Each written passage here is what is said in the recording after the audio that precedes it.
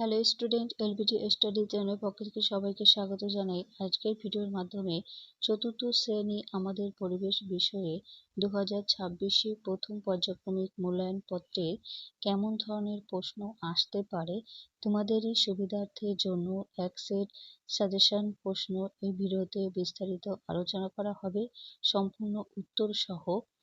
আজকের এই কোশ্চেন পেপারটা এনবিপি মডেল কোশ্চেন পেপার। তোমাদের পরীক্ষায় 20 নম্বর এবং সময় পেয়ে যাবে 40 মিনিট। এখানে পরীক্ষার্থীর নাম, বিভাগ এবং রোল নাম্বার লিখবে। চতুর্থ শ্রেণী ইতিমধ্যে অন্য বিষয়ের এবং মডেল কোশ্চেন পেপার আমি সলভ করেছি, সাজেশন দেওয়া হয়েছে, অন্য ক্লাসেরও দেওয়া আছে। তোমরা যদি এখনো না দেখে থাকো এই ভিডিওতে প্লেলিস্ট থাকবে অথবা আমার চ্যানেলে গিয়ে চেক আউট করে নিতে পারো। দেরি না করে এই প্রশ্নপত্রে একে কি রয়েছে দেখা যাক। একে সঠিক উত্তরের মাথায় টিক চিহ্ন দাও, হাফ নাম্বার করে সঠিক করলে 3 নাম্বার। একের কথে তরল পদার্থের নিজস্ব আকার না আয়তন ভর নেই। তরল পদার্থের নিজস্ব কোনো আকার নেই। নাম্বার খতে বালি, জবা ফুল, ব্যাঙাচি হলো জড় পদার্থ। কি হলো জড় পদার্থ এটা লিখে নেবে। গতে পাকস্থলী থেকে খাবারের কণা ক্ষুদ্রান্তে মলাশয় না অন্ত্রে আসে। ঘতে শির দ্বারা নেই এমন একটি প্রাণী হলো কুকুর, কেঁচো না মানুষ। কেঁচোর কিন্তু শির দ্বারা থাকে না। কুমোতে গাছে খাবার তৈরি করে, মূলে, কাণ্ডে না পাতায়। এটা হবে পাতায়।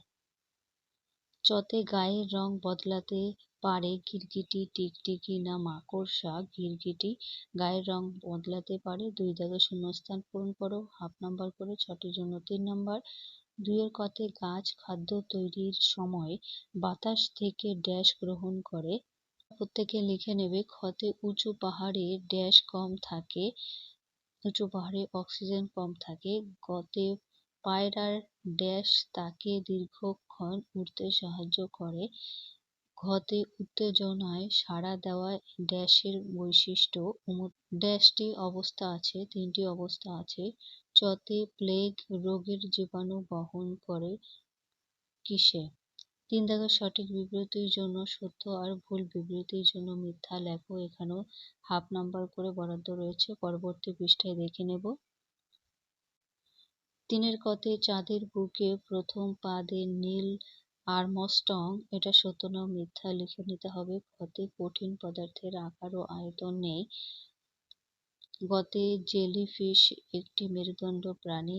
গতে বসন্তকালীন একটি ফুল হলো পলাশ। ওমতে বালি মাটি চাষের জন্য উপকারী। চতে প্রশ্বাসের সময় আমরা কার্বন ডাই অক্সাইড গ্রহণ করি। 4 দাগে উপযুক্ত তথ্য সহ ছকটি পূরণ করো। 4টির জন্য 4 নাম্বার।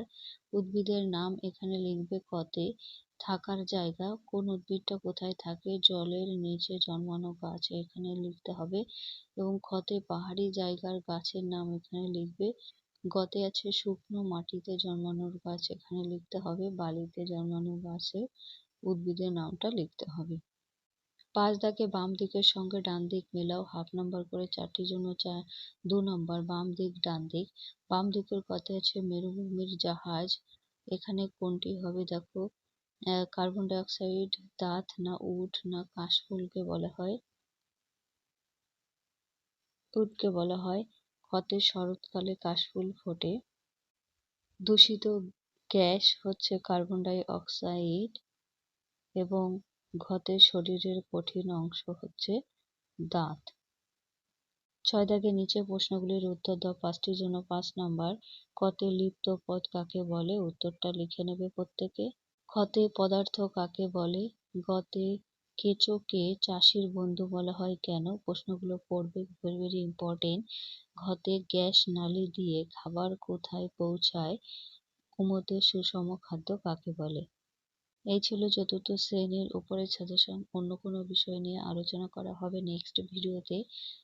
আজকে এখানে ভিডিও শেষ করছি, পরবর্তী ভিডিওতে নেক্সট কোনো বিষয় নিয়ে আলোচনা করা হবে। ভিডিওটা ভালো লাগলে লাইক করো, বন্ধুদের কাছে অবশ্যই ভিডিওটি শেয়ার করে দিও।